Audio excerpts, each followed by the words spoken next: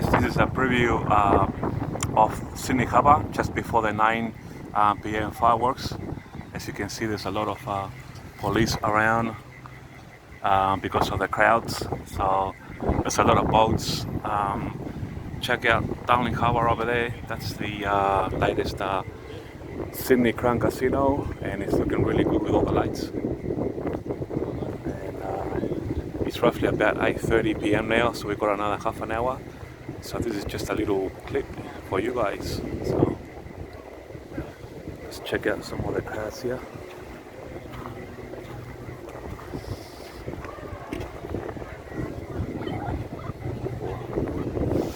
People sitting down.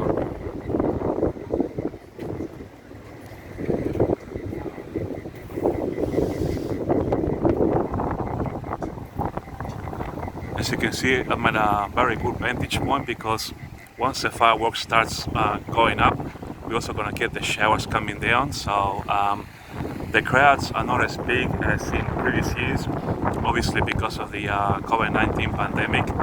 But yeah, nonetheless, it's pretty cool. So yeah, this is just a little video clip. It's gonna be absolutely awesome. And yeah, I've got another 25 minutes to go. And then it's all happening.